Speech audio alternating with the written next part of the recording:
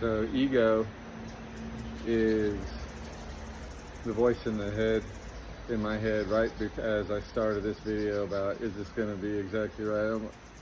Is it going to rock? I'm using a hammock as my phone stand. Is it professional enough? Is it going to mess up? Oh my goodness, what could happen? All the noise and pollution, thoughts of, you're not going to do it right, so why do it anyway?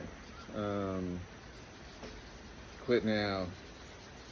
Stay safe. Don't go on a limb.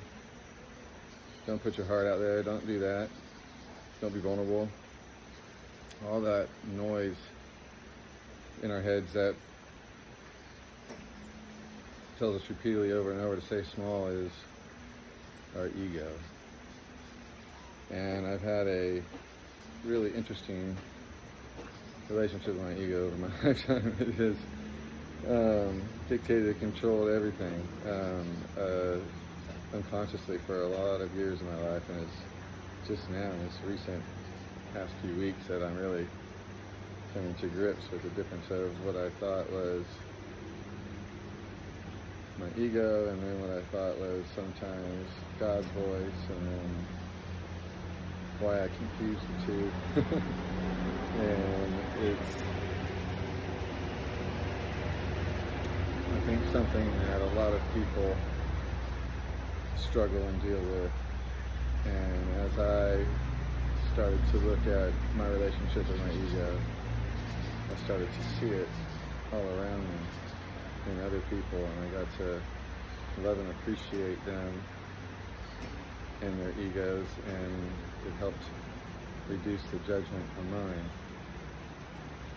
And then I did 3 days of silence and read the Bible and studied the Bible, and the first thing that popped out to me was these stories in the New Testament of people being sold into slavery or being thrown in jail and dungeons, but yet had this unshakable faith, and everything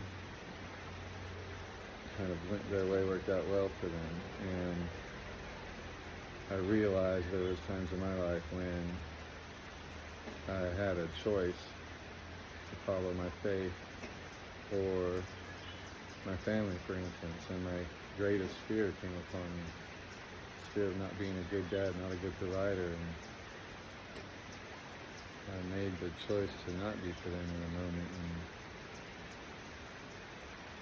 And then I see and experience grace, especially in a moment when it's undeserved, and it's really easy to distinguish God's voice in your ego when you experience grace undeserved. And the voice in my head started to quiet,